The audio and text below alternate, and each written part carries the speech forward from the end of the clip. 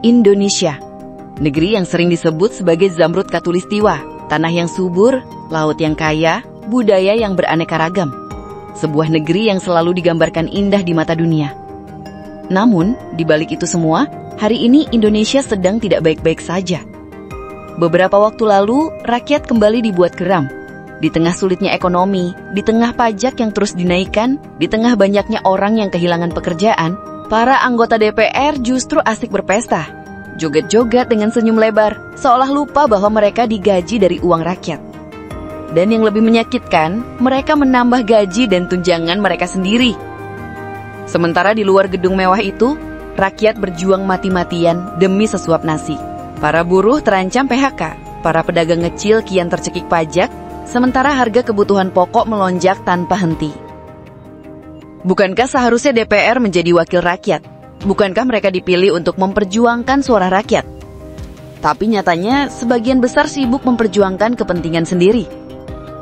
Inilah luka yang dirasakan banyak orang hari ini.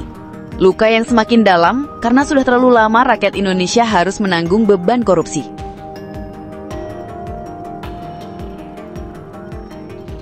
Orang yang cuma mental bilang bubarin DPR, itu kan orang tolong sendiri. Kenapa kita ini orang pintar semua, enggak bodoh semua kita. Korupsi itu tidak hanya terjadi di level kecil, tapi sudah merambah ke kementerian, ke proyek-proyek besar, bahkan ke hal yang seharusnya menjadi hak dasar masyarakat, pendidikan, kesehatan, dan bantuan sosial. Uang pajak yang dikumpulkan dengan jerih payah rakyat, yang seharusnya dipakai untuk membangun negeri, justru hilang entah kemana. Dipakai untuk memperkaya segelintir orang, sementara jutaan rakyat tetap hidup dalam kemiskinan. Nggak heran, gelombang protes meledak di berbagai kota. Jakarta, Bandung, Surabaya, Makassar, Yogyakarta, bahkan sampai ke Papua. Rakyat turun ke jalan, menyuarakan kemarahan mereka. Sayangnya, protes ini sering berakhir dengan bentrokan.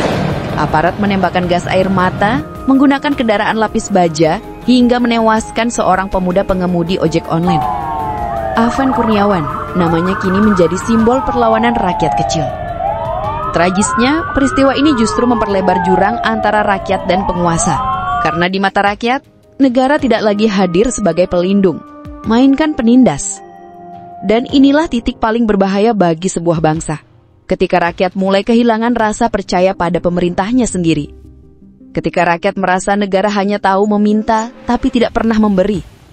Ketika rakyat merasa diperas dengan pajak, tapi tak pernah merasakan hasilnya. Lalu apa yang akan terjadi kalau semua ini dibiarkan?